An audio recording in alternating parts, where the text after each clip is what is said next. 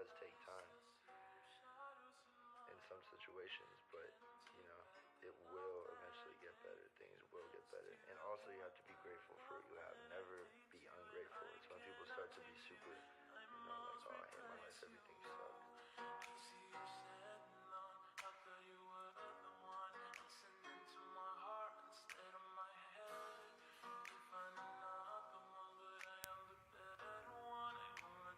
Okay. I was muted. I was literally talking to myself.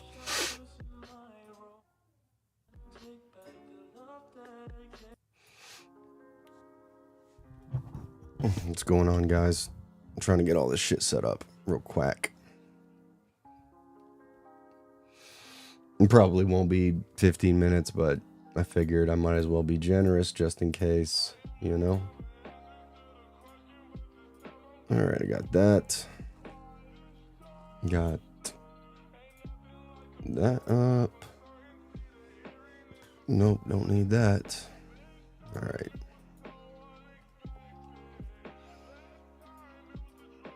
If that'll fucking work. Okay, thank you.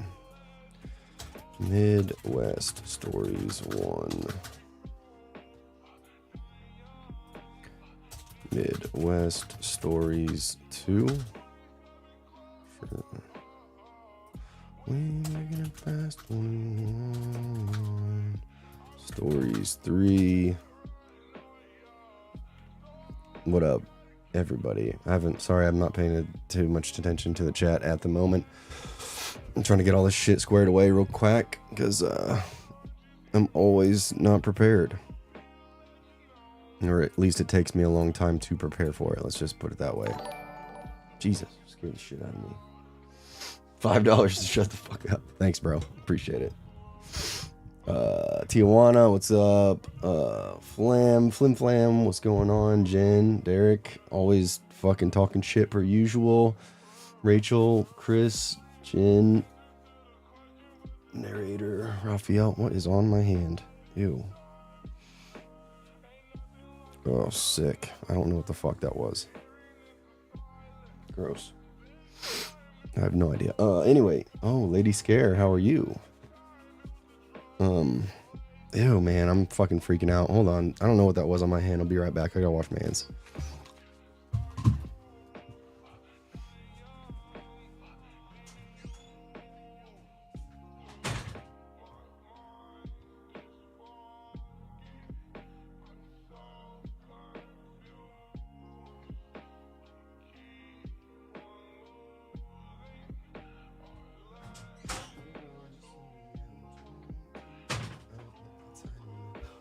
Seem to die out. What the fuck is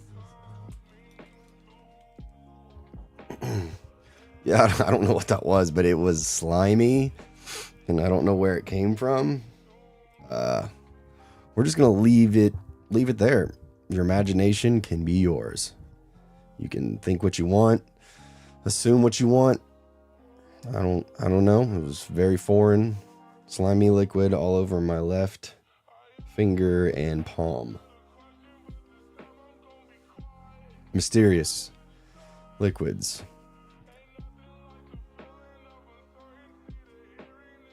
Oh shit. Okay, I got the stories pulled up. I got I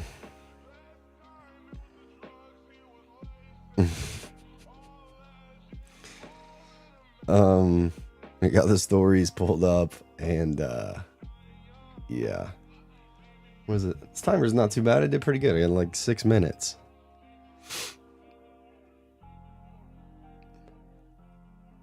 Man. Hold on. 1 second. Uno momento, por favor. Por favor.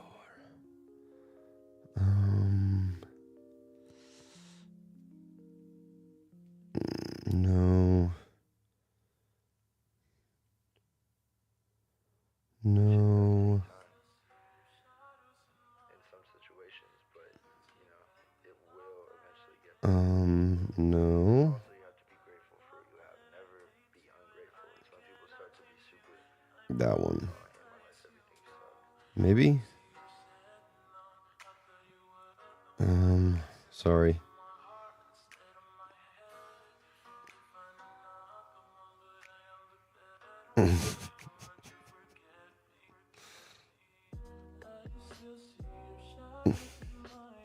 All right. Hold on, let me pull this one up for... Why is that chat not showing up on this one? That's so weird. Oh wait, it's right here. I'm dumb. Raining like a motherfucker in coastal South Carolina. Good steam. Well, yeah, it's not raining here, but it has been storming a lot lately. A lot.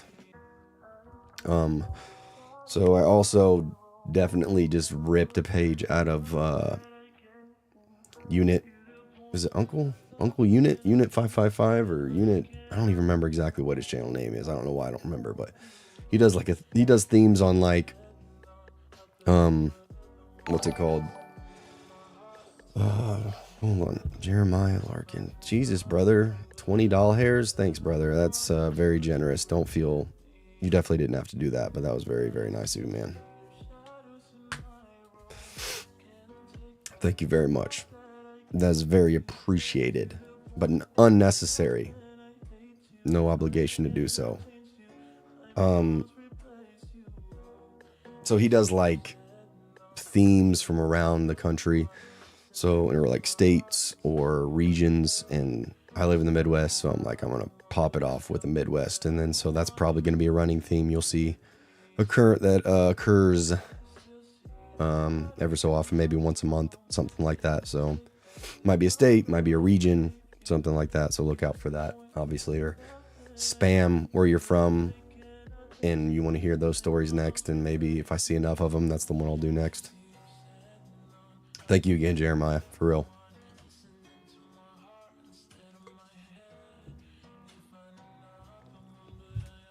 All right, let's get this shit off and get this bad boy. If it'll play, maybe. Come on, baby, play for me. Play for me. Play for me. All right.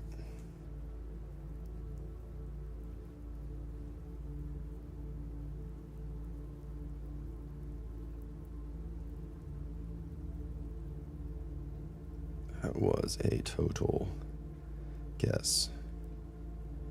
I don't know if I'm getting old or not, but when I text, I have to say what I'm saying or texting out loud. Does anybody else do that, or is that just me? Me? Just me? All right, cool. All right, that's off. And get these stories pulled up real quick, and then get off there. I don't really need this anymore. Guess I don't really need the timer anymore.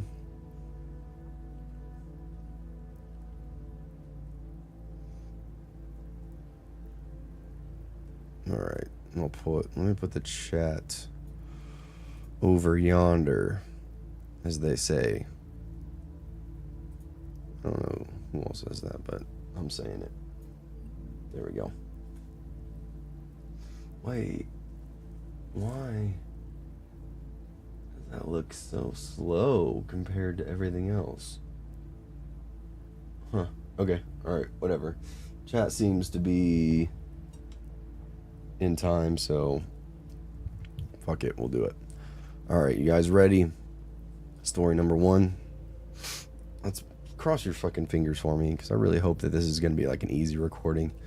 You can always tell with the first story, with the first couple of paragraphs, where I'm like stumbling and fumbling and missing words and mispronouncing things and sounding like an idiot.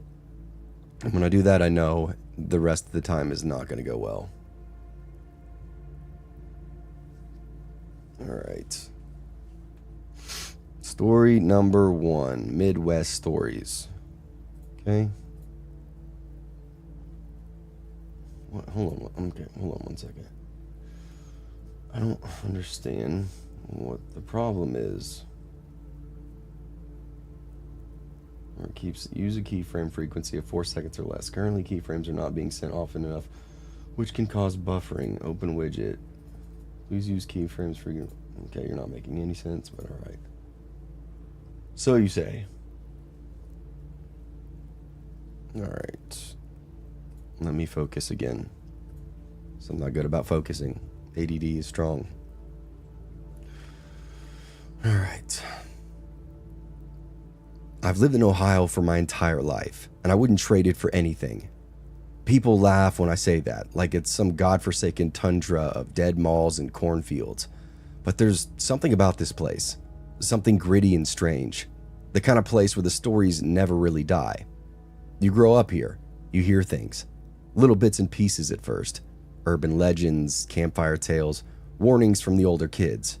Then you get older, you start digging for yourself, and it's like pulling on a thread that never truly ends. For me, the weird stuff would start early. I was 8 when I first heard about the grassmen, these Bigfoot-like creatures people swore they'd seen crouching in the grasslands, peeking over fence posts, watching from the edges of soybean fields. They weren't really just stories, at least not to the folks who lived in the rural pockets where the sightings actually took place. Guys like my Uncle Denny had entire theories about them. They're ancient, he would say. He'd whisper after a few butt heavies. Older than we are, older than the woods themselves. That kind of talk messes with a kid, you know? It sticks with you. But I liked it. It gave the place some kind of character. Ohio's got this polite church on Sunday face it shows the world, but underneath it, there's rotten mystery and all kinds of old bones buried underneath the dirt. That didn't sound good. There's rotten mystery and all kinds of old bones buried in the dirt. I fell in love with that duality. I started reading everything I could. Local ghost stories, missing person cases, weird folklore. I wasn't just a fan of the spooky stuff. I lived for it. By the time I was in high school, I was full-blown obsessed with it all. I started messing with an old camcorder that I bought off Facebook Marketplace, recording little monologues in creepy places. Oh my God, hold on. My son's screaming and I'm catching it.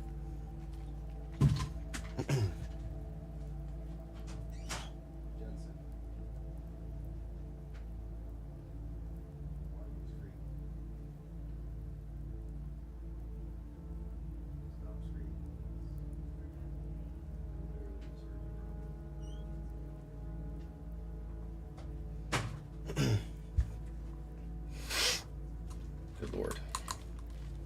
Okay, sorry.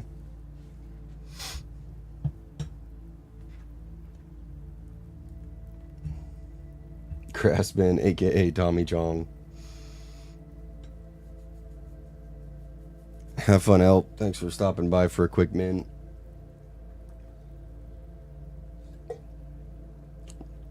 Yeah, my son was just out in the living room just fucking screaming as he played this game. For no reason. No reason at all.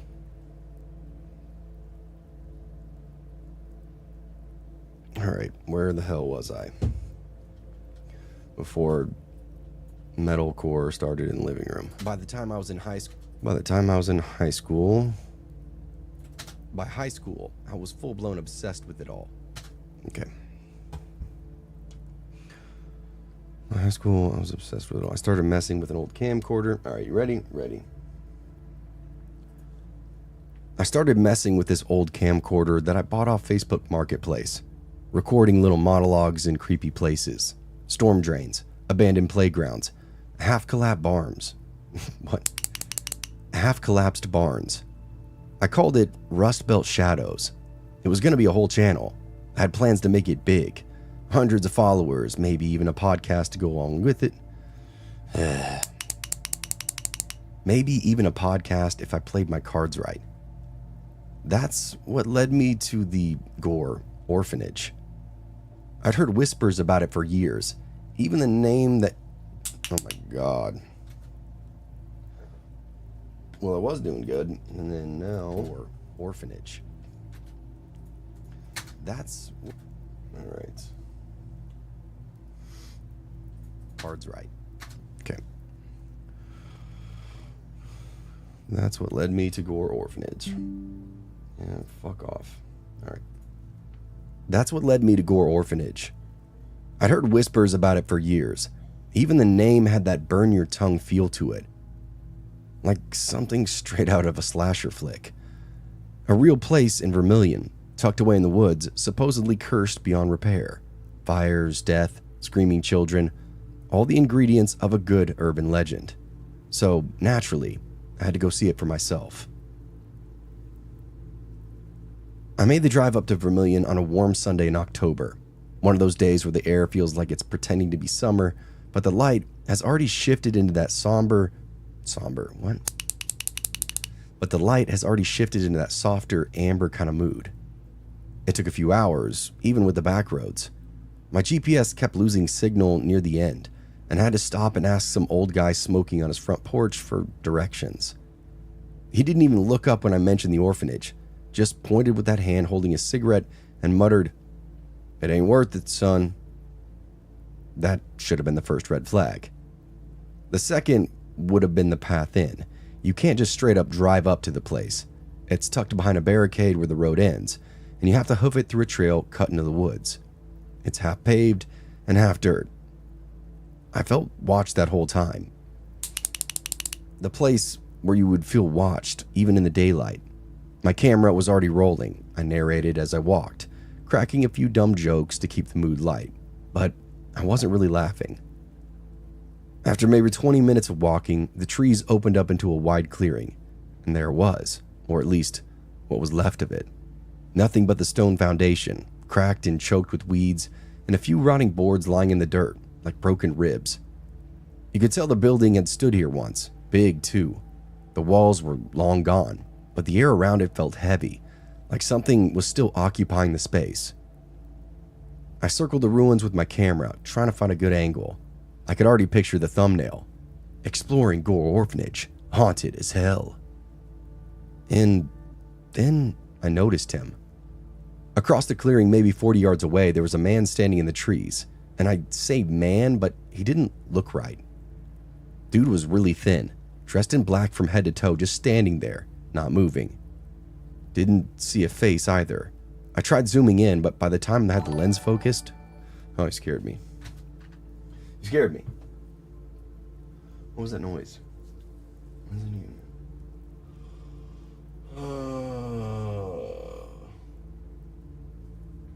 Gore Orphanage, low carbon people. Yeah. Low carbon people, you say, yes. Hold on. Let me get this shit up, because I want to make sure. Yeah, okay, we're good. I don't even know what that was, that noise. I don't even see any notifications, but it scared the shit out of me. Moving. Not moving. Not moving.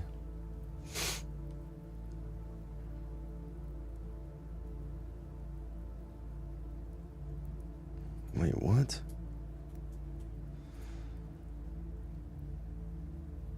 Oh, I gotta find it. Too thin, standing there, not moving. Okay, no face. There, not moving. No face that I could see. I tried zooming in, but by the time I had the lens focused, he was gone. Vanished. My stomach dropped. Could that have been another urbexer? Had to be, I told myself. Or maybe just a local messing around with me. But I had that distinct feeling that I was not supposed to be here. I continued to film because what else could I do? I wasn't going to drive all this way, walk 20 minutes into the woods just to punk out because some jackass wanted to play Blair Witch with me. I made my way through the rest of the foundation, narrating a little softer now, constantly watching the woods between every line.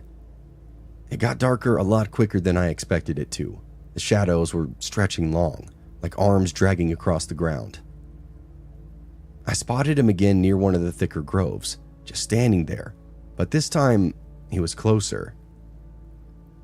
I didn't say anything, just slowly turned the camera in his direction and zoomed in. Then I watched him duck behind a tree. So I moved a little closer, and I'm honestly not sure why. Something about him just felt wrong, and I guess not in a creepy way, but broken in the brain kind of wrong, if that makes sense. Like he wasn't out here for fun, like he lived out here, like he'd always been here.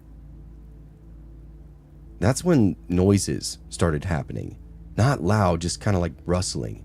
Low murmurs, like whispers behind your ear that you can't quite make out. I called out to him. "Hey man, I'm just filming. I'm not here to mess anything up. I got no response. I figured he was in fact screwing with me, so I just turned back to the clearing to wrap things up and leave. I started towards the trail, keeping the camera running just in case this dude popped up again on me. That's when I heard footsteps. Not walking, but running, behind me. I turned fast as my heart was thudding and I saw him, or it, barreling towards me from the edge of the trees. Same black figure, moving far too fast. Arms pumping like pistons, head low, body twitching like it was barely holding itself together. I bolted. The path out wasn't straight either, and I was running blind, camera swinging wildly in my hand. I could hear him behind me the whole time, feet slapping the dirt, branches snapping, and he was gaining on me. I knew it. There's no way I was going to make it to the car in time. I barely made it 10 feet before I felt something. No, I guess it was multiple somethings slam into my back. It felt like a dozen hands shoving me at once, not pushing, but lifting and then throwing. I hit the ground so hard my vision widened out. My camera flew from my hand and landed somewhere behind me, skittering off into the leaves. I gasped out loud, choking for breath. The wind was knocked clean out of me. I still didn't look back. I couldn't. I got to my feet and limp and half staggered, half ran towards my car. My left ankle was throbbing, like fire with every step. I heard more than just one foot of steps. I heard more than just one foot. Why can't I say that? I heard more than just one set of footsteps behind me now. I heard the whispers again, but this time they were louder. Angry and sad, and it didn't sound like it was in English. At least, not anything I could understand.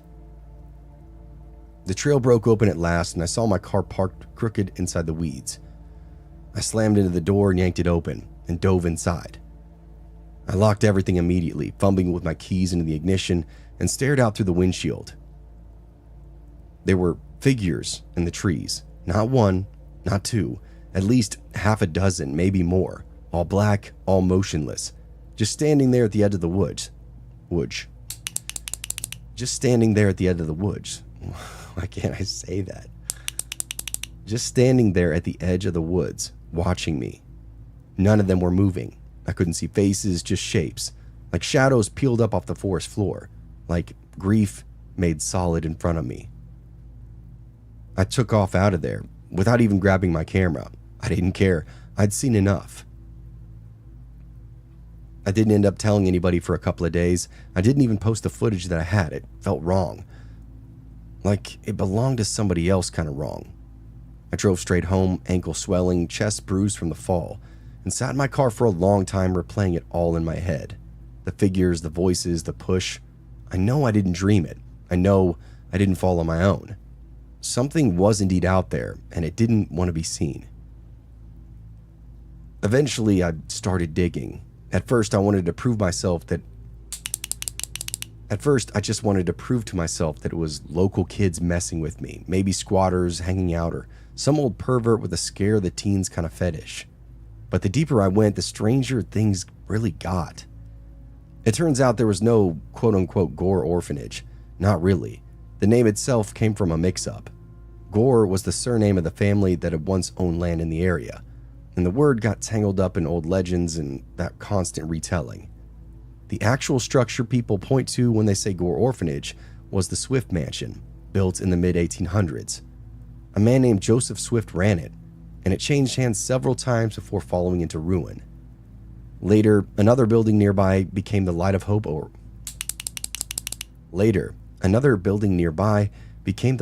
Orphanage, closer to what the stories actually talk about. That place had a real history, real pain. Records show that multiple children died while under the orphanage's care. Disease, neglect, malnutrition. One fire supposedly took out the whole wing.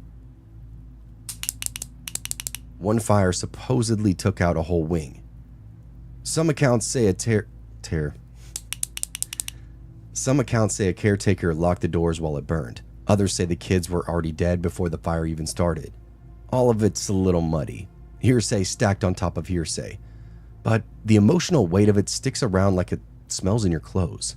People talk about hearing children screaming in the woods, about handprints being left on their car after visiting the site itself. One guy even swore a girl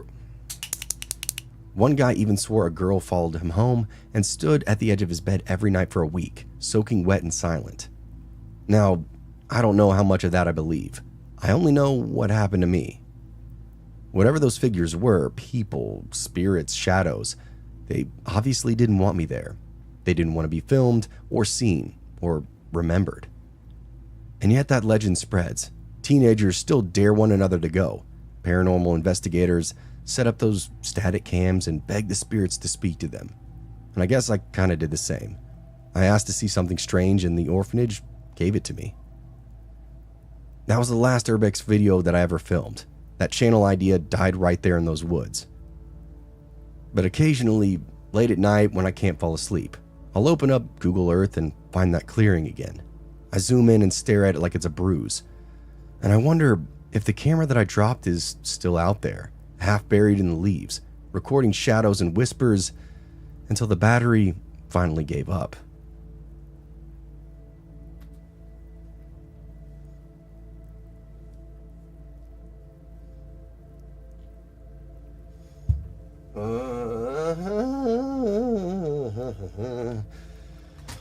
I need a drink. Voice is getting all crackly.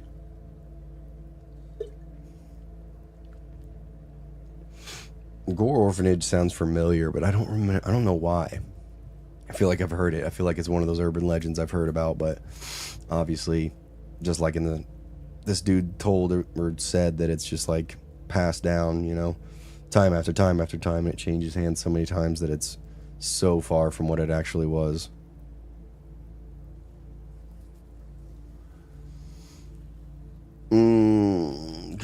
Ghost. It was a kid from the orphanage. Alex, that's a cool name. I like that. How's it going? Misty, have you ever considered narrating audiobooks? I definitely would for the right price, because that's a lot of fucking work. Even the small amount that I did for chilling, and I started to do one for a guy a while, like very beginning, and it was just a lot of work for not enough money. It is a lot of work, but I would definitely do it if, you know, I was offered it for the right price. If not careful, you'll end up sounding like Emperor Palpatine. You know it. Dawn, what's going on? Narrator Biz, what are you drinking? Water. Nothing crazy, nothing fancy.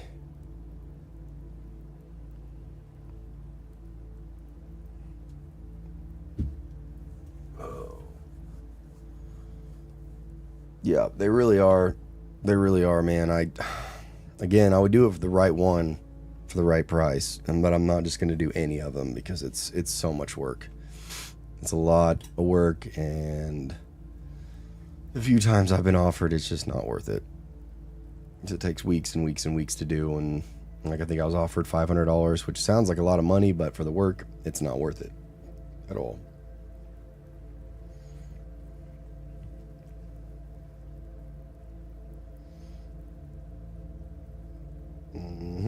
All right, try to pull up this next one real quick.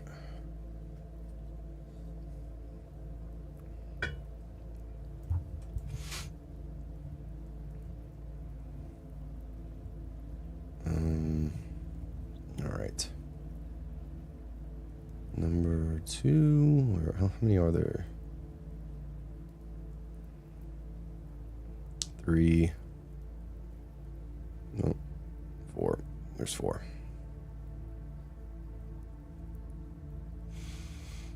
All right, let me get this up. Actually, let me make this real quick so I don't have to do it later. Midwest Stories 4.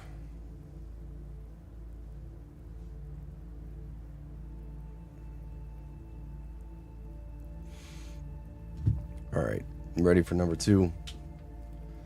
How about you? There's a hair on my mic. I don't know where that came from. All right, story number 2. You know, let me turn my music down a little bit. It was kind of like blaring. That last one. Couldn't do it. It was kind of like... Alright. I wasn't really into trespassing or ghost stories or any of that crap. I like video games, football, and sleeping in on Saturdays. But when your friends all start talking about hitting the old water park outside town, you either tag along or get roasted for the rest of your life. It was junior year, and apparently this was some kind of twisted rite of passage. Every class before us had done it, and now it was our turn. The place was called Aqua Splash, though the name had long since been ripped off the sign. It had been closed since we were kids. Some kind of lawsuit, maybe a drowning, nobody really knew for sure. It just sat past a bunch of train tracks and farmland, surrounded by rusting fences and overgrown trees. The local rumor mill had turned it into a haunted house of horrors. Everything from Everything from devil worship to radioactive slime. None of us believed any of it, but it did make for good hallway gossip. That night, it was me, Derek, Cal, and Omar. We weren't really the kind of kids who broke windows or smoked inside locker rooms, but there was a buzz in the air, like doing something even a little illegal made us more real somehow. We all packed flashlights, wore dark hoodies, and met up at Derek's place just after 10.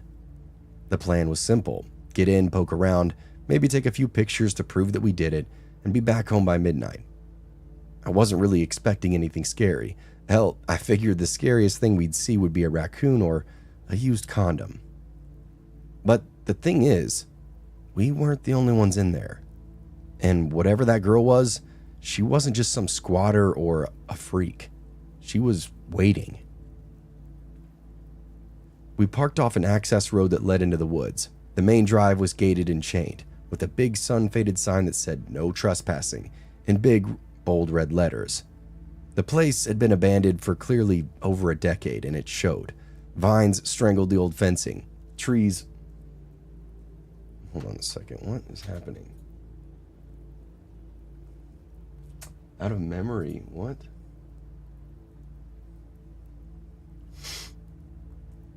Okay. Sorry. That just threw me off. My browser just went white and said out of memory for some reason. We parked off an access road. I used to read my son when he was young bedtime stories or anything. It is really a lot of work. Parenting generally is. Yeah, that's awesome, man. You'd think I'd narrate and read to my kids a lot more than I do, but I'll read to them all the time, but I really need to do it more often. It's hard. Kids don't like to settle down. They're fucking rowdy. Angel, how are you? Alright, I'm just gonna restart at this. We parked at the access road. Waiting. We parked off an access road that led into the woods. The main drive was gated and chained, with a big, sun-faded sign that said "No trespassing" in big, bold red letters. The place had been abandoned for over a decade, and it showed. Vines were strangling the old fencing, trees had crept in where the parking lots used to be, and the air smelled like wet leaves and old rubber. Derek pulled out a pair of bolt cutters from his backpack. We didn't really even need them. Somebody had already cut the chain link, and the fence flopped open like a lazy mouth. "After you, gentlemen," Cal said, giving this a half bow. We ducked inside one by one, flashlights flicking through the trees. It was quiet. No animals, no bugs, not even the wind. Just the sound of our shoes crunching on broken Oh my god. Just the sound of our shoes crunching. Why can't I say crunching? Alright. Oh, scared me. Stupid. You're stupid, Rocky. Cupcake, howdy doody. Dawn, I feel you. My daughter will be 2 in July, and she's more than a handful already. Saffron, and thanks Rocky for the fucking 5. That's not a bad idea. I mean, if you know, you know. That's an iconic intro for all Lil Wayne songs from back in my day.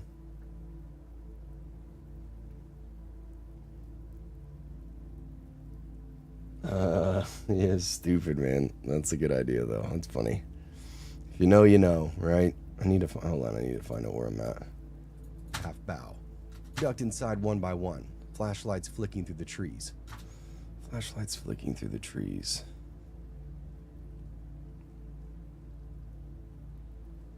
We ducked inside one by one. Oh shit, what's up, Benner? How you doing, man? Nice to see ya. Josie, how you doing?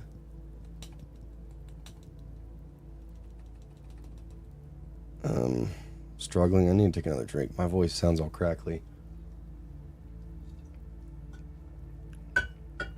Surprised I'm not coughing. Probably jinx myself, but I've been coughing for literally over 2 weeks now. And it's annoying as fuck. A half bow. Alright, back to the story we go. We ducked inside one by one. We ducked inside one by one. Flashlights flicking through the trees.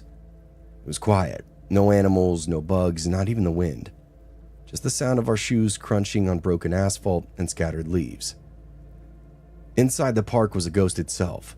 The wave pool was cracked and dry, filled with trash and graffiti. Broken down snack shacks leaned like trunks against each other. Slides twisted above us like frozen intestines. It really should have been fun sneaking around like that, exploring, but it wasn't. There was this weird pressure in the air, like the place was holding its breath. We kept pushing on though, half joking the whole time and half nervous as well. The best part, at least according to the local legend, was the Tunnels of Doom, a triple slide set up with full enclosures that wound through the far side of the park. Some of it used to be the fastest ride in Ohio. Others said it was cursed. Whatever. We figured it'd be the coolest part to explore though. The slides were mostly still intact, though the paint was chipped and moldy in places. We found a few faded towels, sun-bleached and stiff, stuffed under a broken bench nearby. Omar picked one up and laughed. "Guess this is our ride," he said. We each grabbed a towel and climbed into the rusted steps of the side platform. The tunnel yawned open in front of us, narrow, dark, and sloping down into a curve. Cal went first, dragging the towel under him and pushing off with a loud, "Whee!" I don't know if I'm going to keep that in. Like a little kid. His flashlight beam flicked wildly around the tube until it vanished around the bend. Derek then went next, then Omar. I found myself hesitating for a second, just long enough to notice how dead silent everything had gone again. Then I shoved off. The ride wasn't as fast as I expected. The towel definitely helped a little, but it was still slow, screechy plastic against jeans. But it was still mostly slow, screechy plastic against jeans. I heard the guys ahead of me laughing and yelling, their voices echoing off the slide walls. The tunnel curved, dipped, and then leveled out. It felt like it went on forever. Then everything stopped. I bumped into Derek's shoes first, then Omar's elbow hit my knee. We stuck?" I asked. "Flat part," Cal's voice echoed back. "Slide kind of levels out here." We were all just laying there in the dark, flashlights scanning the ribbed plastic above us, trading stupid jokes about mold and tetanus. Then we heard a noise, a scuff. It was far off at first, and then it got closer. I thought maybe Cal was the one shifting, but then I heard it a little clear. I thought it was maybe Cal shifting, but then I heard it a little clearer. It was like a like a crawling sound. We all froze. You guys hear that?" Derek whispered. Probably a raccoon," Omar said, but not sounding too convinced. "Shut up," Cal hissed. We twisted our lights around, aiming backwards towards the top of the... We twisted our lights around, aiming back toward the top of the slide. Nothing. For a second. And then she came into view. A girl, maybe our age, maybe younger. Oh, Jesus Christ. What is that noise?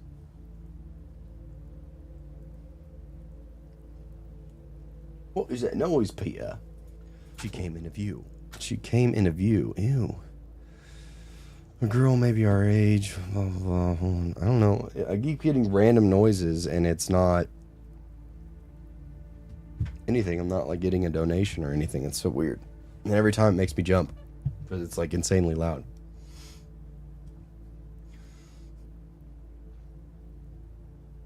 Kids really got screwed up as a result of the scandemic, huh? It's been impossible with them since the whole thing. Yeah, scared very easily.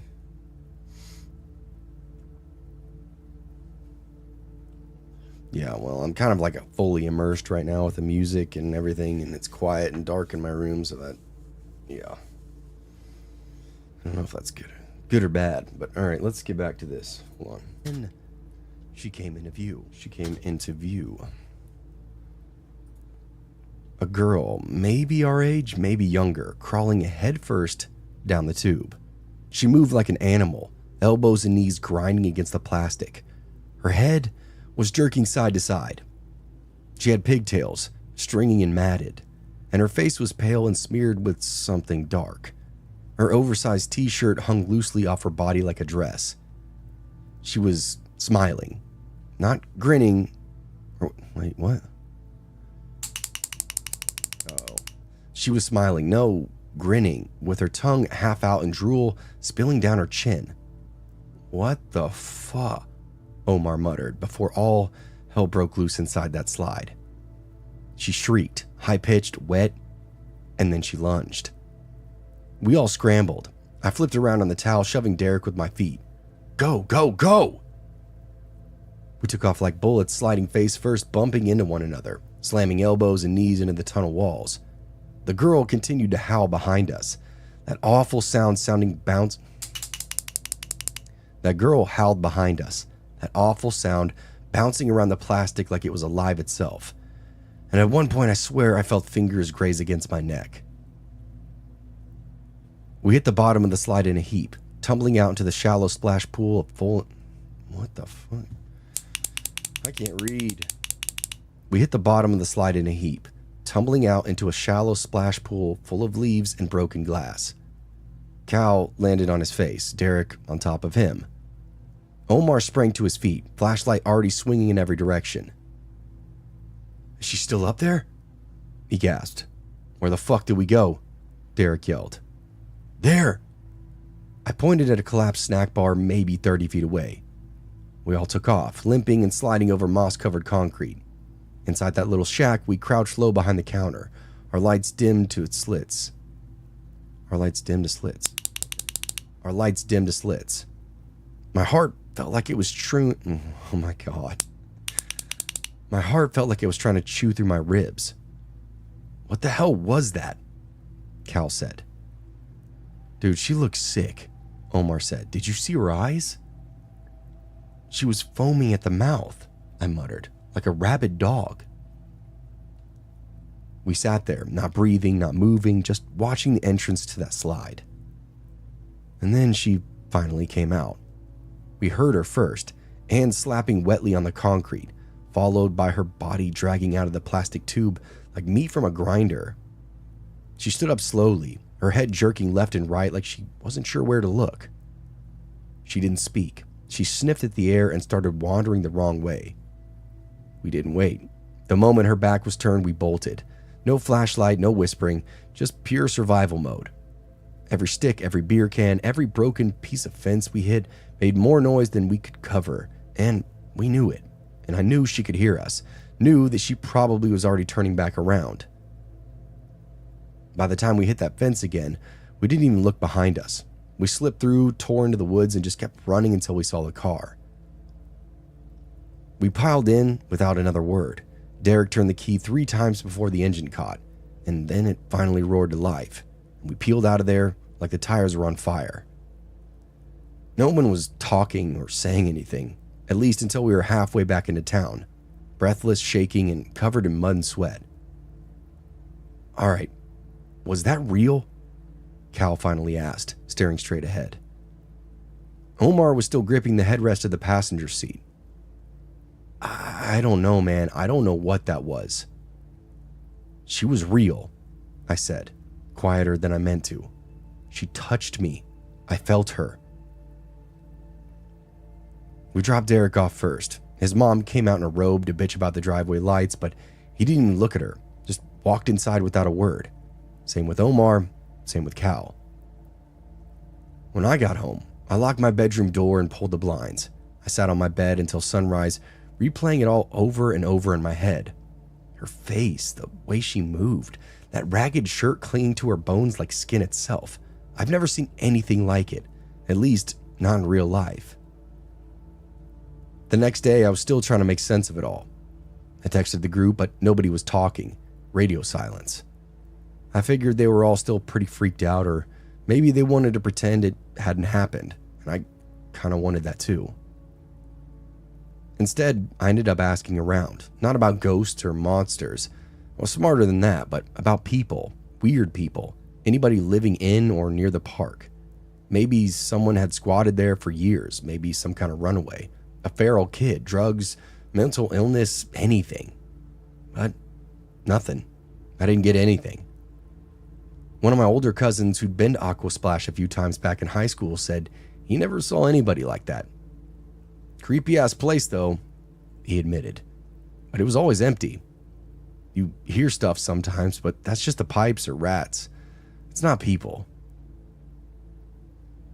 I went online, on forums, urbex subreddits, ghost sites. There were plenty of rumors about the park, about kids disappearing, screams at night, shadows moving through the slides, but nothing solid, nothing about a girl, no pictures, no video, not a trace. She didn't exist. Except she did, though. We all saw her, heard her, ran from her. And I think the thing that messes with me the most is the way she came out of that tunnel like she knew that we were there, like she'd been waiting all night in the dark for somebody to ride that slide again. Not for fun, not for nostalgia, but for company. I still have nightmares about it sometimes, so I'll be back in that tunnel, lying flat on my stomach, flashlight flickering, towel bunched underneath me. Everything silent. And then I hear it again, that scrape, that sick little twisted laugh. I turn and she's there, right behind me, grin so wide it splits her face in half. Sometimes I wake up before she reaches me. Sometimes I'll wake up before she reaches me, and sometimes I don't. None of us ever went back to Aqua Splash, not even to grab our towels or check out the rest of the park. And we didn't really talk about it much after that either. When we saw each other at the gas station or at somebody's bonfire, we'd just nod, maybe say hey, but never bring it up. I think we were all still trying to convince ourselves that it was some kind of trick or a bad dream or a prank that clearly got out of hand. But I know better. There's a girl in the tunnels of that park, and God help the next group of kids dumb enough to go sliding down that pipe.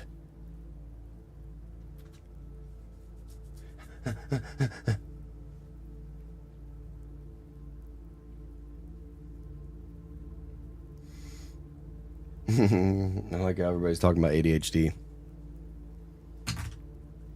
Got that?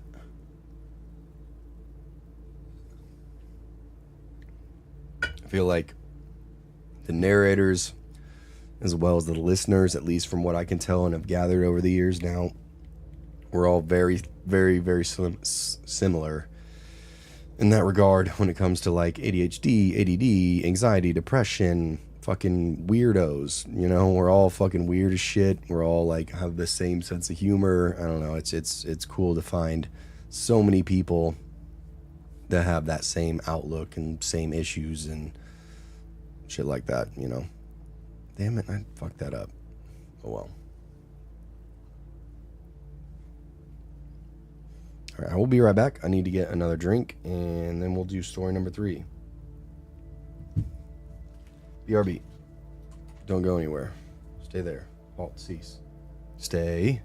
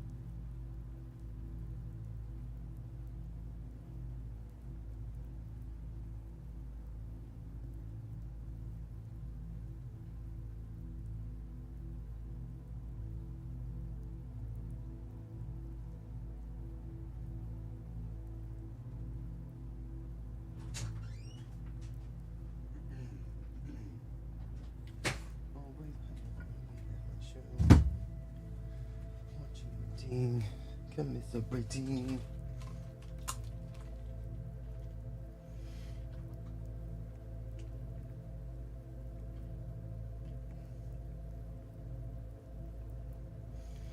Alright, don't worry, fear not. I have returned. Had to go pee-pee too. Pee-pee?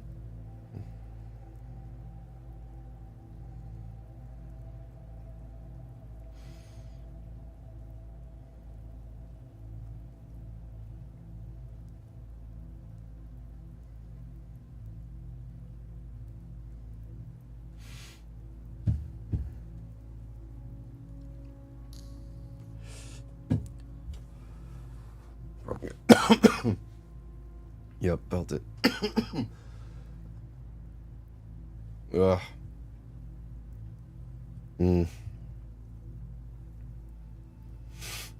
Alright. That.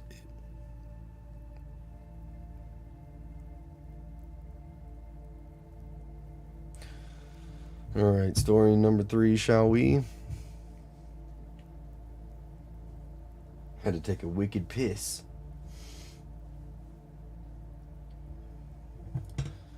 I never gave my son drugs for ADHD. Had to cover a rule. I mean, I feel like now it's not as much, but like as a kid, for like me, and I know like tons of kids, like kids were just like hyperactive, or just kids being kids, and it was just automatically like Ritalin, fucking Vyvanse, like all this shit, like give them fucking anything, you know, just to like, and then most of the time I don't know if it was really necessary or if it was just like, I mean, give them fucking medicine, like make them a robot.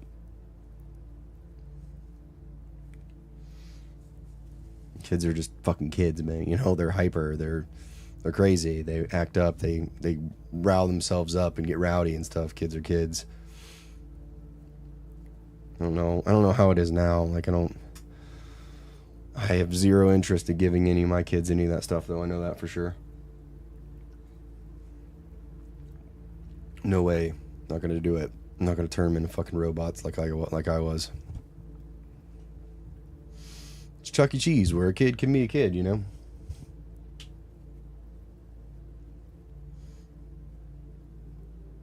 Did you not listen in DARE class when he says say no to drugs?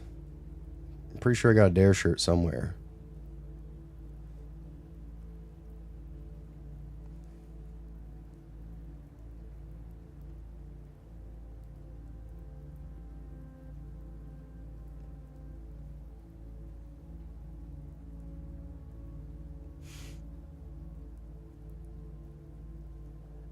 Okay.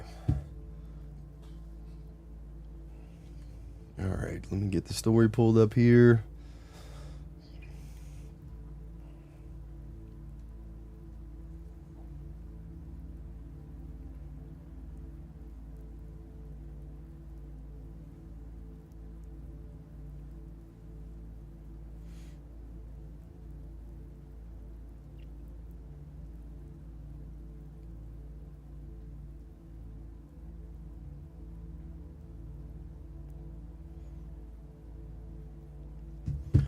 Okay.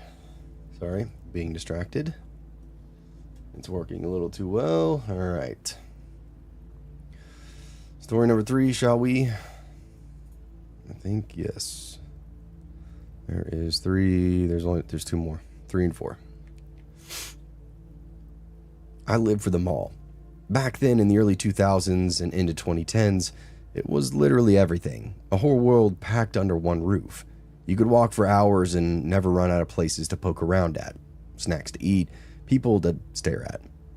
My friends and I would go every weekend without fail, sometimes even after school if we could talk our parents into it. We didn't always buy things, and we didn't really have to. That wasn't the point. The mall was ours. Ours? The mall was ours. Loud, overlit, kind of gross sometimes, but it was still ours. We knew the layout by heart, the best benches, the bathrooms with the least foot traffic, which shop managers didn't care if you loitered. I even had a favorite soda fountain in the food court, if you can believe that. The mall was freedom. It was a teenage dream with neon carpet and a broken air hockey table that ate your quarters. I personally didn't grow up with much, so for me, those weekends in the malls were pure gold. The scent of cheap perfume in the air, the way the sun hit the skylights, and the constant thump of music bleeding out of the stores.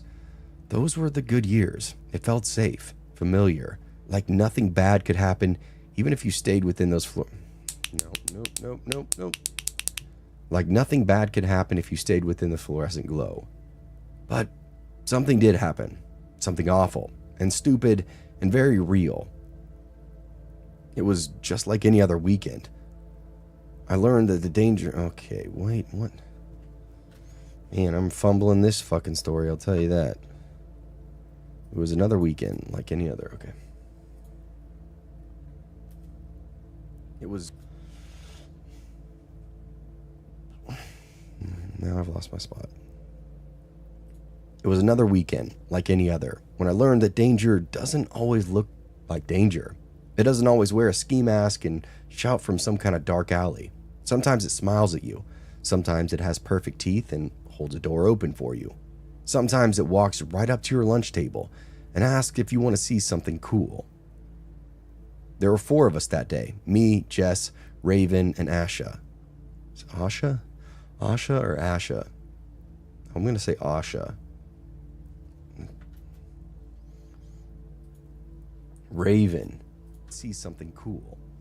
I'm going to go ahead and venture to guess that this is a group of goth girls sitting at a table, probably going to hit up Hot Topic, maybe go to Spencer's, get some bracelets, some gauges, maybe a couple of band tees, fake teeth, maybe go watch Twilight. There were 4 of us. Cool.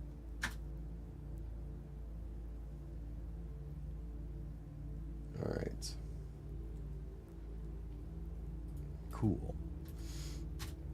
Cool.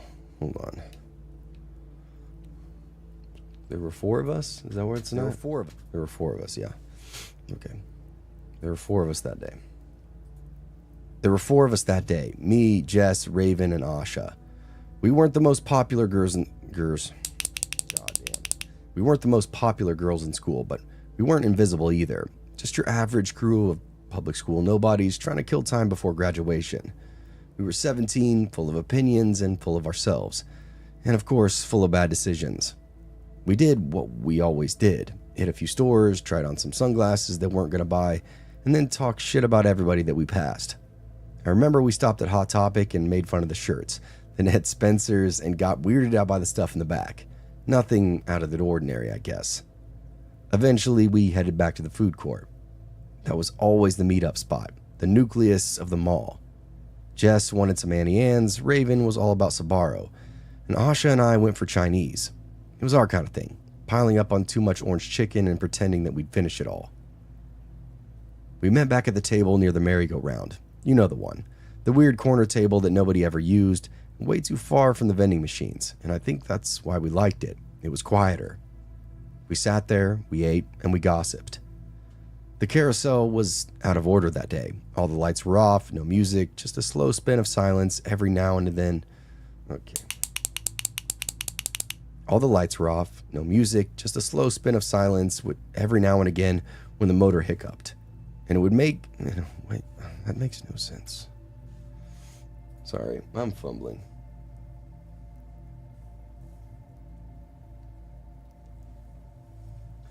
Yeah, you guys are getting a real peek behind the curtain about how this goes for me and how long it takes for me to do because how much more work I create for myself. Rob, I love goth. You and me both, brother. You and me both. I love a good goth woman. Goth women? Goth woman. How about that?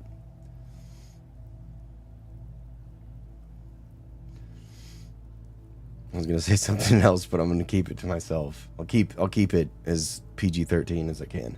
I need that clicking sound for when I want to stop people from talking to me. You can get one on Amazon. Find yourself there's just a dog clicker. I think this one's called Pet Safe. I think it was like $3. I probably might try that when people keep. I think it would be a good idea from when like if I really could have used this when I was delivering mail as a mailman, when people would start droning on and on and on and start talking to me for too long. And you know the time where there's just like, you ready to wrap it up, but you don't want to be a dick about it, so I just pull out the clicker and be like, wrap it up.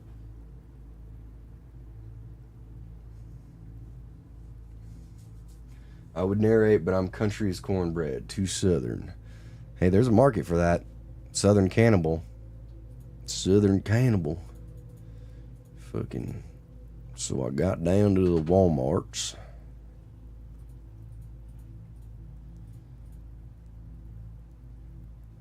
Alright, where the fuck was I? See how easily you can get me to go off topic and then I'm just gone. Takes me forever to do absolutely anything. I am a... Oh...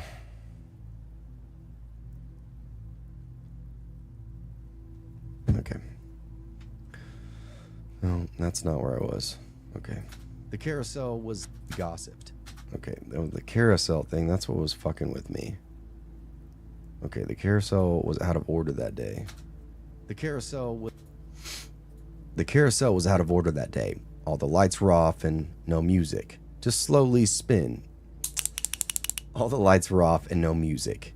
It made the place feel kind of hollow. And that's when he showed up. He looked around our age, maybe a year older. Tan skin, black hair, clean hoodie, and nice shoes. He had this effortless smile. The kind of smile that makes you want to smile back without even thinking about it. And he said his name was Ivan. He said he just moved here from out of state.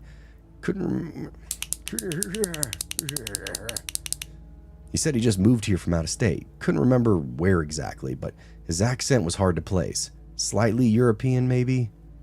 His voice was soft, like he didn't want to interrupt us, but also didn't plan on leaving. You mind if I sit? He asked us. We looked at each other and just shrugged. Asha said, sure. So he did, and he just kind of blended in, started asking questions, who we were, what we liked, how long we lived there. It didn't feel like flirting at first, more like curiosity. We weren't dumb, and none of us were falling for it, but I'll admit, he was hot and charming, and we greatly outnumbered him, so we rolled with it. He told us he had this sweet car, an Audi, brand new, barely broken in. I parked it on the second level, he said. Top corner, just kind of wanted it away from everybody else, you know? We nodded, laughed, and played along with him. You want to see it? I remember that moment so clearly now. Asha and Raven giggled and nudged each other. Jess leaned forward and said, sure, I guess, why not? But I seemed like the only one who was hesitating. Something in his tone, and I guess it wasn't the words, it was just how comfortable he was. Way too comfortable, like we were already in his back pocket. We should go, Asha said, already standing. Jess looked at me. You coming? We can't even drive it, I muttered. What's the point? He said it's dope, Raven said. Take a picture for your MySpace or something, whatever. Everybody laughed, and I guess that sealed it. So, we followed him out of the food court, across the main floor, and into the back corridor where the elevators and stairwells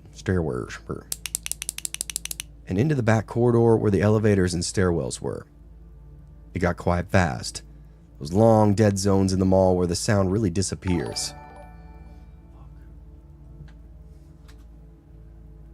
Fucking got me. I need to change the sound to something like a lot dimmer or something like that, because you guys could really fuck with me on this shit. Lady Scare with the 5, the clicking. Yeah, well, thank you very much for the 5. You definitely didn't have to do that. I appreciate you so much. But I don't... Usually people fucking hate the clicking, though. If I remember, like, remembering most of the time, like, what's that noise? Who keeps clicking that noise? Why do you keep clicking? It's usually like that, you know? But thank you again for the 5. Rob, I'm married. Rob, I'm married too. Stop hitting on me. I'm married to the game.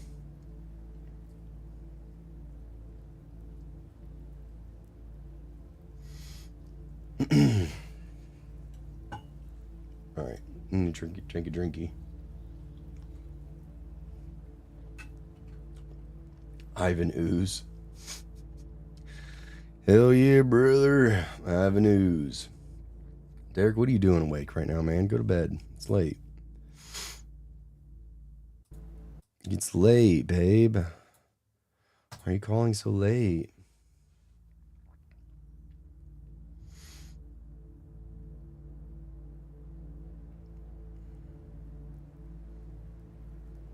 The clicking. The clickening. Sounds like a Stephen King novel. All right. Stop distracting me. Told you I get distracted very easily. This is what happens. Go on a tangent and it'll take me 20 minutes to get back on task.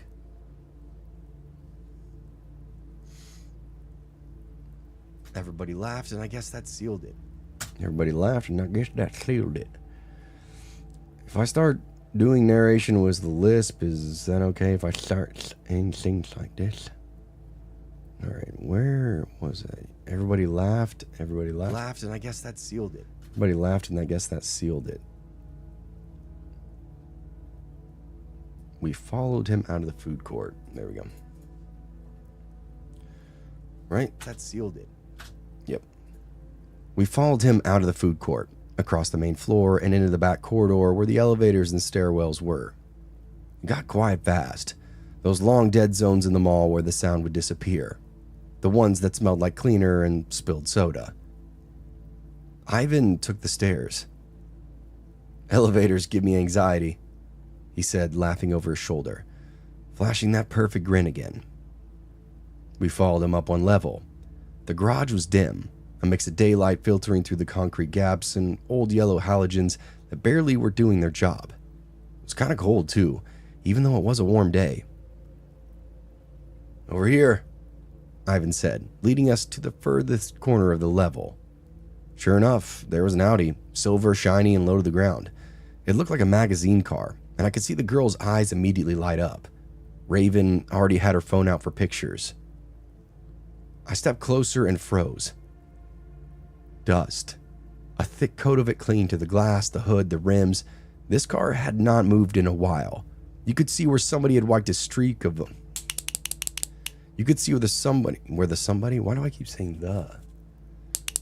You could see where somebody had wiped a streak on the windshield. Probably Ivan himself. A lazy attempt to make it seem clean. I thought it was new, I said, narrowing my eyes. It is, he said far too quickly. Jess was near the back taking selfies. Asha leaned up against the passenger door. Keys? I asked him. What?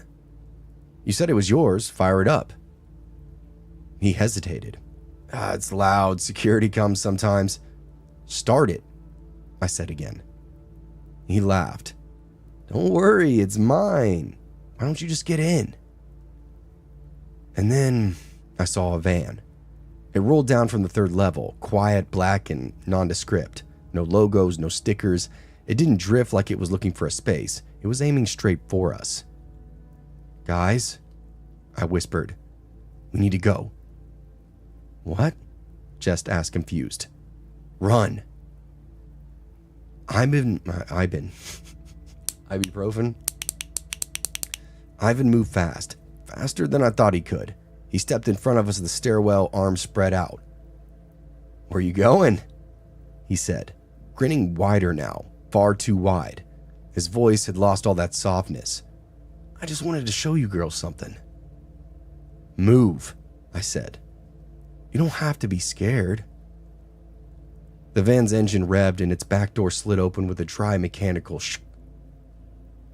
Two men jumped out, both in black hoodies, black ski masks. One was holding a bag, the other something that looked like zip ties. Jess screamed, and I shoved Ivan with everything I had and bolted for the stairs. We scattered. Raven tripped and slammed into a pillar but kept going. Asha grabbed Jess's hand and dragged her towards the stairwell. Nobody stopped to look back. We hit those stairs so hard that I thought I was going to break my legs. Jess was crying. Raven was bleeding from her elbow. Ugh. Ugh. Raven was bleeding from her elbow, and Asha just kept yelling, "Go, go, go," like a mantra. My legs my God. My legs barely felt real. I don't even remember touching half the steps. We practically fell down every single one. Behind us, I heard footsteps now, fast and heavy, and then the scream of tires. By the time we exploded onto the ground level and into the mall corridor, the van was tearing out of the exit ramp, blasting through the gate and clipping that concrete barrier on the way out. We stumbled into the main hall, grabbed the first adult that we could see, a security guard near the food court, and screamed for help. I called 911 with shaking hands and told them everything in a rush of breathless terror. The cops actually showed up fast. Fast for anything like this to be fake. The cops showed up fast. Too fast for anything like this to be fake. They searched the garage, took our statements, and tried to reassure us. But there really wasn't much they could say. That van was gone, Ivan was gone, and the Audi, stolen plates. Didn't belong to anybody local. We showed them where everything happened. They took a pair of gloves.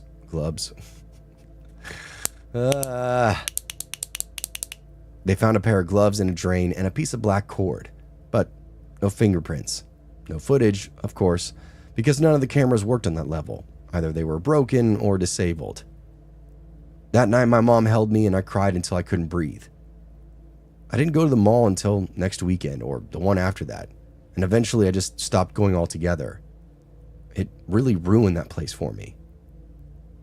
We never found out who Ivan really was. Police said it fit the pattern of attempted trafficking.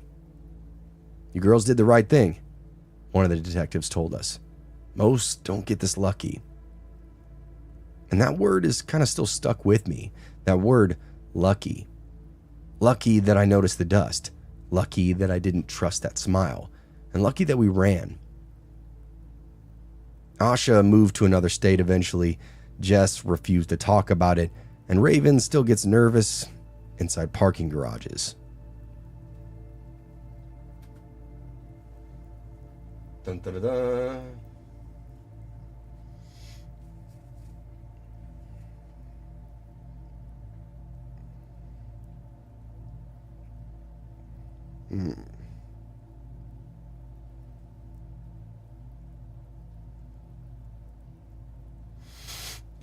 Okay.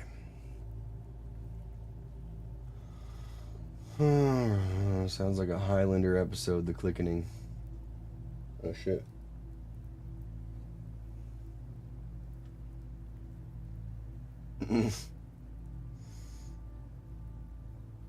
Get some teeth pulled today, so sitting here listening to me playing Elden Ring. Damn, I've never had teeth pulled. So I don't know how that feels, but it doesn't sound like a good time, my guy.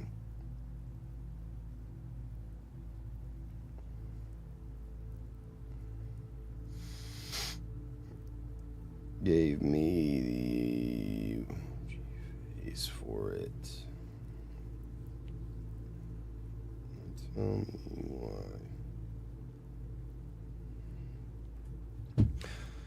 Alright, we got one more. Is Connecticut Midwest? I don't know. What? You what, mate? Your fucking bird's chirping. Good grief. It's 3:37 a.m. James, what are you doing awake, my guy?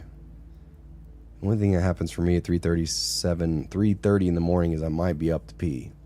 That's it. Happy Notes, hello. I can't stay because it's so late for me, but I hope everyone enjoys. Thank you, Happy Notes. I hope you have notes of happy for the rest of your night. Thanks for stopping by, even if it's just to say hi.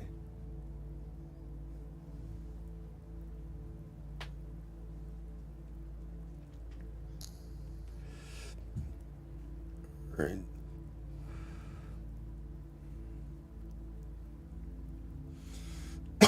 Oh my God, I'm sorry. Ugh. Good Lord. Yeah. I don't know if you remember, but my daughter got sick was it 3 weeks ago? 2.5, 3 weeks ago, for almost a full week, and then she passed it on to me, and I had I was down bad for pretty much a full week, and then at least 4 or 5 days, and I have not stopped coughing. Stopped coughing since. It's finally going away, but oh my God, I don't know what it was, or I feel like I've been sick more in the last 6 months than I have in my entire life. I don't know what the fuck's going on.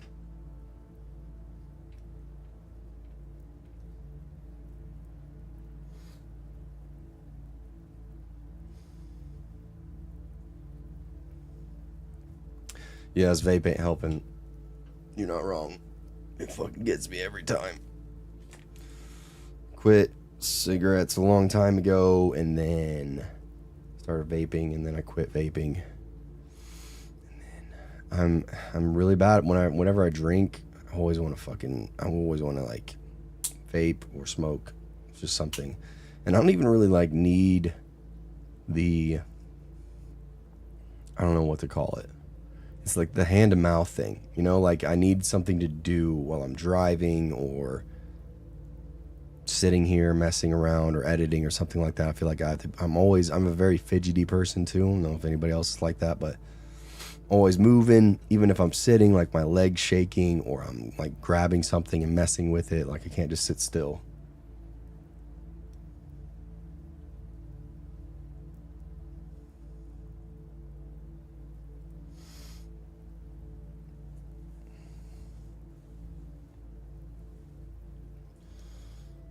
No vaping, it's worth. I know. It's not good for me, I know.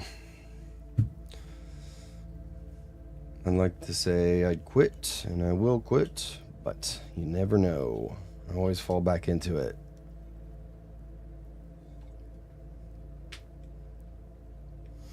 Cat wanted to run outside, so I got a quick coffee. Very nice. Very nice. I like it. All right, I got one more story, and it's not really that. I guess it's decent. It's not a long, thick boy. Right.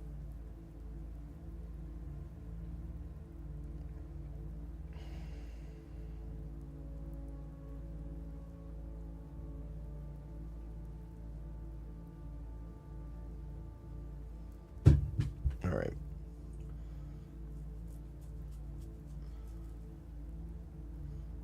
Drummer, dude. I wish I would have picked up drumming like when I was a kid or something, because I really could use it to like just get that fix out, you know.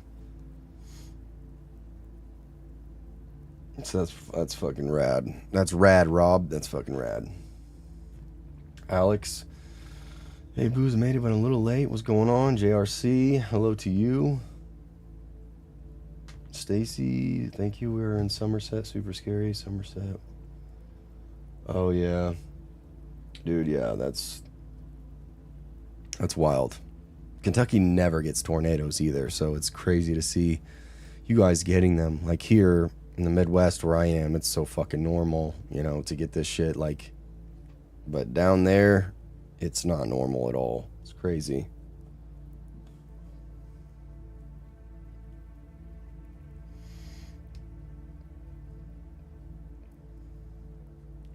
All right, shall we adjourn to the next story?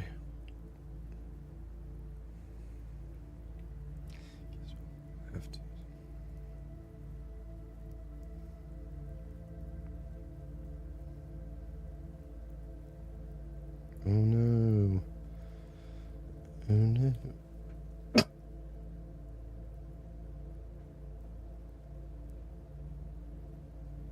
Oh. Caught it just in time before I fucking coughed all over the mic and into your guys' eardrums. All right, last one, shall we? And then I've got to edit these and get. I'm supposed to do it today, but I usually like to record on Mondays so I don't have to spend all day on Tuesdays and Thursdays. But I figured, why not do it tonight, right? All right, y'all. Last story number 4.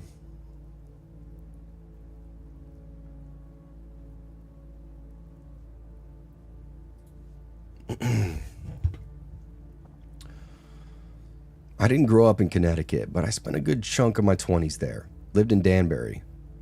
Is it Danbury or Dan? I'm going to call it Danbury. Danbury. Danbury. He's there. Spent a good chunk of it. Lived in Danbury. Danbury. Have a good night, James. Thanks for stopping by, my guy. Yeah, stay safe too, Stacy. That shit's no joke. Tornadoes are no joke, man. They really aren't. And they can pop up so quickly and fuck shit up, man. It's scary.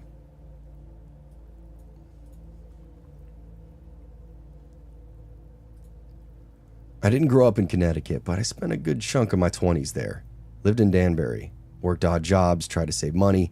Didn't do anything in particular that was exciting. It was the kind of place you could really disappear in. Trees and hills and more history than anybody talks about. People think of Connecticut and imagine prep schools and yacht clubs, but drive 10 minutes in the wrong direction and you're surrounded by thick woods, crooked old barns, graveyards with headstones that lean like broken teeth. There's a lot of weird stuff hiding in those trees too. Local legends that never made it out of New England. It isn't specifically the Midwest, but it's close enough that some of their legends spill over the state lines. Glowacus, what? Some of the old-timers used to talk about Glowacus, supposedly a mountain lion crossed with a bear that screams like a banshee. There's also the Leatherman, who used to walk in a giant circle through the state wearing nothing but a patchwork suit of animal hides. Then there's the melon heads, and I swear, until it happened to me, I thought it was the dumbest. Then there's the melon heads, and I swear to you, until it happened to me, I thought it was the dumbest story I've ever heard. There's a few versions out there. One says that there is a mental hospital. Oh boy. Fucking up on the last story there. Mental hospital. There's a few versions out there. One says there was a mental hospital somewhere in the woods, and in the 50s it burnt down. 30 patients got loose and then vanished into those hills. Another version goes back further, colonial days. Some family accused of witchcraft, exiled to the forest and forgotten. Either way, the ending's kind of the same. Inbreeding, malnutrition, generations of isolation. Kids born with hydrocephalus? I'm gonna have to look that word up. Kids born with hydrocephalus?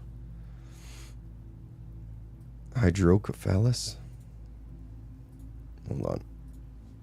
See, I'm telling you guys are getting the real deal right now. It takes me so long.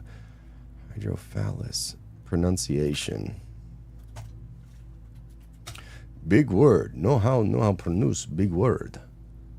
Hydrocephalus. Hydrocephalus. Definitely wasn't going to think that.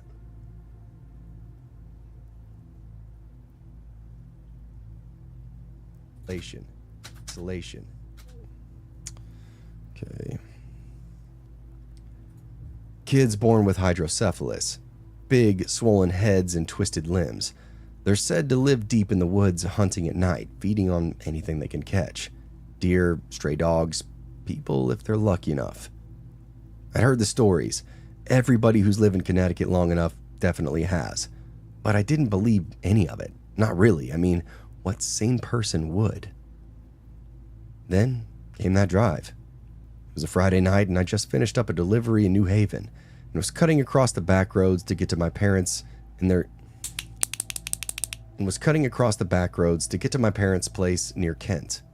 It was running late, 2 hours behind schedule, pitch black outside and nobody else on the road. I took a winding 2-lane highway that cut through the dense forest for miles at a time. No other lights, no houses, just woods and more woods. Like the whole state had decided to just vanish that night. I didn't know what road I was on exactly. I just kind of figured I'd pop out near Litchfield eventually. I had music going, coffee in the cup holder, windows down to keep me awake. And that's when I saw something moving in the trees. It wasn't a deer and it wasn't a shadow. It was something walking upright. And that's when things got really weird. At first I assumed it's my eyes playing tricks on me. A long day on a dark road, flickering shadows from the high beams, but whatever it was, it moved again, just beyond the shoulder, slow and deliberately. I caught the shape of it for half a second. Thin arms, head far too big for the body, and it was close. much closer than I wanted it to be. I eased off the gas and tapped the brakes, trying to see through the trees, and then it darted out in front of me, right in front of the car. I slammed on the brakes and swerved, tires squealing against cracked asphalt. The thing ran across the road on two legs, hunched and fast, vanishing into the opposite tree line like it had done this 1,000 times before. I sat there, heart pounding, blinkers clicking in the silence. What the hell was that? I didn't want to say it was a deer because it wasn't a deer, but it wasn't a person either, unless that person had a pumpkin for a skull and moved like a jackrabbit on meth. I should have kept driving, should have just muttered nope and peeled right out of there, but I didn't. Curiosity got the better of me, or maybe it was the adrenaline. Either way, I reached into the glove box, pulled out a flashlight and the canister of pepper spray that I kept in my college days. I slipped out of the car and left it running, just in case I needed a bolt. The woods were quiet, no bugs, no wind, no animals rustling in the brush, just the steady hum of my engine behind me and the crunch of gravel underneath my shoes. I walked 20, maybe 30 yards towards the spot where I saw it disappear. Nothing but trees and rocks, and that weird moss that grows like hair on the stones. I scanned the area with my flashlight. Everything looked pretty normal. But I couldn't shake the feeling that something was out there, watching me, and not just one something, multiple. I started to turn back when I heard a noise. A whoop. Not a human sound, higher pitched, guttural, like a scream that had been buried alive.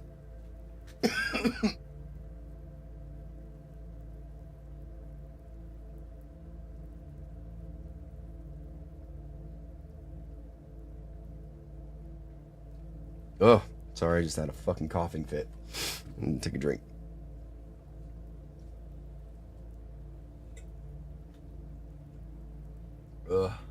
I'm dying. Kill me. Kill me, I'm here. Hunter, thanks for stopping by, bro. If you're still even here. Oh, God. Please kill me. I hate this shit.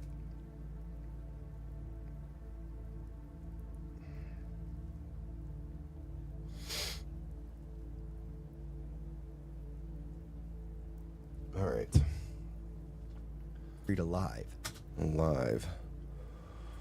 Okay, let's finish this bad boy. Yep, I was dying. I'm good now, though. Alive. Holy shit. It came from deep in the woods, and then another answered. This one was closer. I froze. The flashlight trembled in my hand. I wanted to run, but my legs weren't answering me. I saw it again, and this time it was moving toward me, walking slow and steady along the edge of the road, just inside the trees. That same frail body, bare feet, skin like wax, and the head, swollen and stretched, veiny and blotchy, like a rotten melon. Its eyes were small and glassy, but I could feel them on me, locked in. I backed away fast. My heel caught the chunk of asphalt and I stumbled. And that's when the woods exploded. Shapes moved in the dark, fast and erratic, low to the ground at first, but then standing up. I counted five, 6, maybe more. All of them thin, lurching, with heads too big and limbs too long. They made these soft chittering noises, almost like laughter, but it was all wrong. Like something trying to mimic laughter. I turned to run back to the car and slammed right into something standing behind me. It knocked me off balance. I fell hard and scrambled backwards. My flashlight rolled away and then died in the grass. I looked up. The thing hovered over me, silhouetted against the headlights. Its head was huge, easily twice the size of mine. Eyes like marbles, patches of wispy hair clung to its scalp like seaweed. It wore this filthy button-up shirt, several sizes too big, hanging down like a hospital gown. Its arms were bony, the skin was the color of paper, left out far too long in the... No. Oh, my nose was itching so bad. The color of paper. Its arms were far too long. Hold on. Its arms were bony. Down. Its arms were bony. The skin was the color of paper left out too long in the sun. It raised one hand and touched my shoulder. Just a brush of its finger, but the smell that came off of it was sweet rot, wet dirt, something worse underneath, and it made bile rise up in my throat immediately. I screamed. I sprayed the pepper spray right in its face, a solid blast. It recoiled immediately, clawing at its eyes, shrieking like a wounded animal. I didn't wait. I sprayed everything in a wide arc and ran blindly towards the car, still hosing down the night behind me. I could hear them, footsteps slapping the road, howls of pain and fury. Some of them ran into the pepper cloud and started coughing and retching, clawing at their own faces. I heard one of them fall and crack its head against something hard. I made it to the driver's seat and dove in, slamming the door and locking it in the same motion. The moment I hit the gas, something slammed into the front side of the car. I swerved and peeled out, tearing down the road with tires squealing, engine groaning in protest, but I didn't stop, not once. I didn't care about the speed limits or potholes or deer. I just drove. In the mirror, I saw shadows running after me for a few hundred feet before they finally gave up and melted back into the trees. I didn't stop until I hit the next town over, Woodbury, I think. My hands were shaking so bad I could barely even steer. I pulled into the first gas station that I saw, one of those old ones with flickering pumps and a single person working that night shift inside. I parked crooked, left the engine running, and fumbled myself into the store. I parked crooked, left the engine running, and stumbled into the store. The guy behind the counter looked up from a magazine and froze when he saw me. I must have looked like hell. Sweaty, pale, eyes wide. He didn't say a word as I walked straight up and asked, "What the hell lives in these woods west of here?" He didn't blink, just slowly lowered the magazine and said, "You stopped the car, didn't you?" I nodded, still breathing heavily. He sighed and rubbed his jaw. "Nobody stops there through after dark. Locals know better. Melonhead country. You keep moving. That's the rule." What are they?" I asked, barely even getting the words out. He gave me this half shrug like it didn't even matter. "Used to be people a long time ago. They aren't bad. Too much time alone out there, though. Too much inbreeding, hunger, and darkness. Some say they're mutants. Others say they're cursed. Doesn't really make a difference, though. They'll take what they can get." I stood there shaking, not sure if I wanted to throw up or cry. I told him everything, what I saw, what I did, and he just listened. When I finished, he nodded towards the pumps. "Gas up. Don't stop again. Not even if something's in the road." I filled up my tank, my hands trembling, eyes locked on the trees at the edge of the lot. I called my parents next and told them that I was coming in hot. My dad's voice got real serious when I told him what happened. "Don't stop the car, son," he said. "Whatever happens, just keep it moving." And that's what I did. I made it home without another incident. Slept maybe an hour that night. The next day, I looked everything up, found old forum posts, folklore blogs, blurry photos, wild theories. But the stories lined up. Always at night, always the back roads, always somebody stopping when they shouldn't have.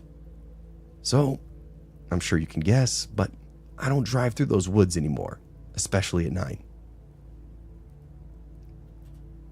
Ding dong ding, ding dong ding, ding dong ding, ding dong ding.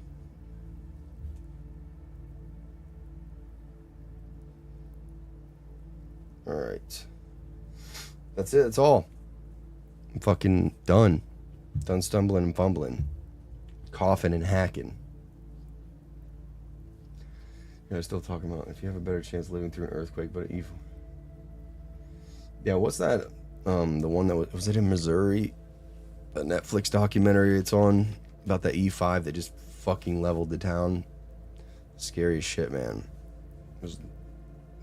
Tornadoes are they're just so unpredictable. They can pop up out of nowhere when you have no time. At least with a hurricane, or something like that, you can hey, it's gonna be here in 2 days, 3 days, 1 day, whatever. Obviously, it's not the same thing for like an earthquake or whatever, but hurricanes, at least you're warned and you know. Tornadoes and stuff like that, they literally just pop up out of nowhere. Boom, you're fucked.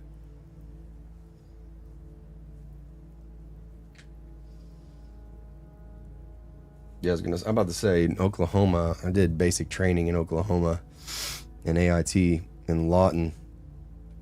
And I was only there for a few months, but it was during tornado season, and it was wild.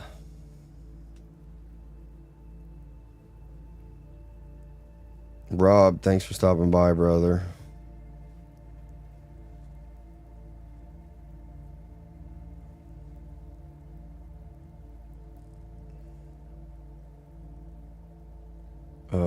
Sorry, I got very distracted again. Oh my god. Yeah. Thank you all for stopping by. I'm gonna edit these stories, and then the episode will be out at normal time tomorrow night, and then on what was the other episode for Thursday? Let me find it real quick. Hold on. Give you guys a 411 Airbnb stories for Thursday. Okay. Sound good, babies? Sound good, guys? Alright, y'all. I'm gonna go edit these stories, get this shit done. And then, yeah, I'll see you tomorrow for the actual episode. I appreciate y'all for stopping by and hanging out with me for a little bit and listening to me banter and cough into the mic and sound like Dudu Pepe. But yeah, I love y'all. I will see you tomorrow for the actual episode, alright? Have a good night, guys. Sleep well, sleep tight, keep your butthole tight. Good night.